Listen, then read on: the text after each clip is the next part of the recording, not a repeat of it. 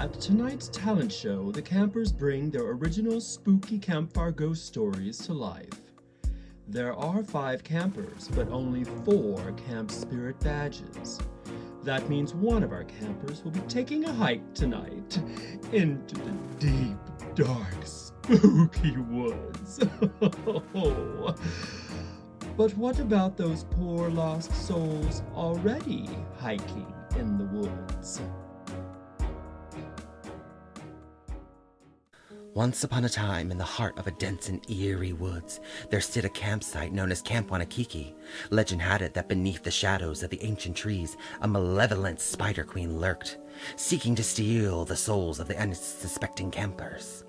The spider queen, they say, emerges from her web-filled lair when the moon is high, seeking souls to feast upon. She lures her victims by weaving enchanted webs that hypnotize and bewilder those who dare approach. Later that night, the campers retreated to their tents. Unbeknownst to them, a sinister presence crept closer with each passing moment. A graceful but terrifying creature descended from the trees. The Spider Queen began spinning her magical webs around the campers, tucked into their sleeping bags. Their dreams turned restless, and they found themselves sleepwalking towards the source of their unease. Suddenly, one of the campers awoke to find themselves standing in front of the Spider Queen. "Fear me not, young one. Your soul shall nourish me, and your camp will be my eternal realm."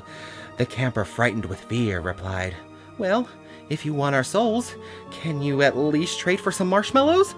We got a whole bag here." The Spider Queen, taken back with the camper's audacity. "How dare you jest with me? Very well, a deal we shall make. A bag of marshmallows for safe passage through my woods, and your soul shall remain intact." As bizarre as it seems, the camper tossed the bag of marshmallows to the Spider Queen, who seemed quite pleased with the unconventional offering. "Now be gone, but remember these woods shall forever be mine, and I shall always hunger for your souls."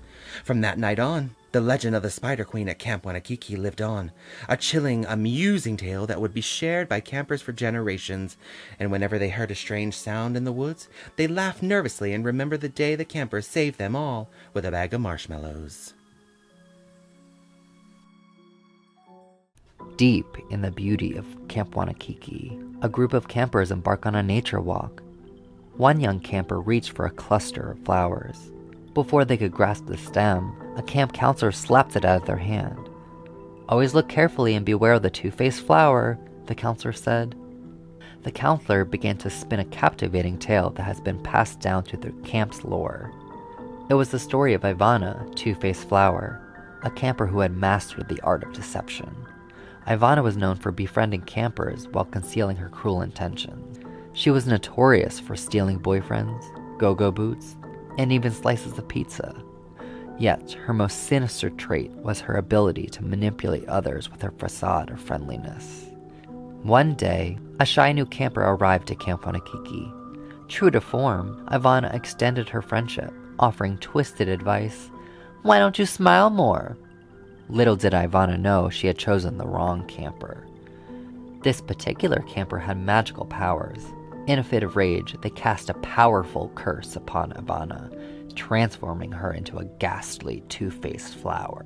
One side was as beautiful as any other flower, but when she turned around, her twisted and ugly side was revealed in its horrifying glory. Her victims were left trembling in fear as she whispered chillingly, "Why don't you smile more?" The cursed pollen she spread caused those who inhaled it to become pale, with hollow eyes and a haunting smile that masked their torment. Thus, the legend of Ivana, the two-faced flower, served as a haunting reminder that even in a place as scenic as Camp Wannakiki, beauty could be deceptive. It was a dark and rainy night at Camp Wannakiki, and all the campers were sound asleep in their beds, or at least that's what little Patty thought. During the night, Patty would usually take this time to clean out her nose so that none of the others would see. But this night, Patty failed to see a couple of her fellow campers awake and witnessed her picking her nose for nasal gold. "Damn, Patty, I knew you were a pick-me bitch, but this is an all-time low," said one girl. "Oh my God, why does it look like she's literally picking her brains out?" said another. In an attempt to avoid more embarrassment, Patty tried to run to the bathroom, but tripped and fell, knocking her glasses off. The girls gathered around her, chanting, "Picky Patty, Picky Patty, Picky Patty." They took her glasses, tossed them to and fro like a game of blind monkey in the middle. And now that I think about it, that name is extremely racially motivated. Black Lives Matter. But to continue, one of the girls threw her glasses out of the window into the wet outdoors. Patty, in tears, bumped through the gaggle of girls to go outside to look for her glasses. Unable to see where she's going, Patty tripped and began rolling down a nearby hill, hitting a tree, another tree, a baby stroller, Ranger Danger on his nightly escapade, and then finally into a riviera of radioactive goo. The girls in the cabin thought this was the end of Picky Patty, but the ground shook as Patty climbed out. Somehow the radioactive goo turned into a booger zombie who had an inkling for camper brains. Patty took her booger-coated arm, pointed it to the cabin, and began making her way up the hill. The next morning, there was nothing and no one in the cabin, just Patty's glasses lodged in a thick crust of radioactive goo. ///////// it was stolen. About 6 years ago in Nowheresville, USA, at a very established campground. Not this one. A baby blankie belonging to a camper was stolen and hidden in the forest by 5 girls in her cabin, trying to embarrass her. When she went to retrieve the baby blankie and did not return, the police were called. They went and searched the premises and brought back the camper's body. It had been sitting in the forest for days, blankie atop her cold, dead eyes. The other girls from the cabin told everyone that the camper just fell, and everyone believed them.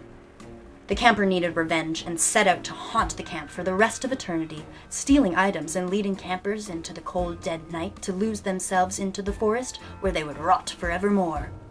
If you don't send this clip to 5 of your friends saying it was stolen, then the camper will get you. Either from the camp outhouse, the shower, or when you go to sleep in your cabin, you'll wake up in the forest, in the dark, all your belongings stolen. Then the camper will come and kill you. And Blanky will watch.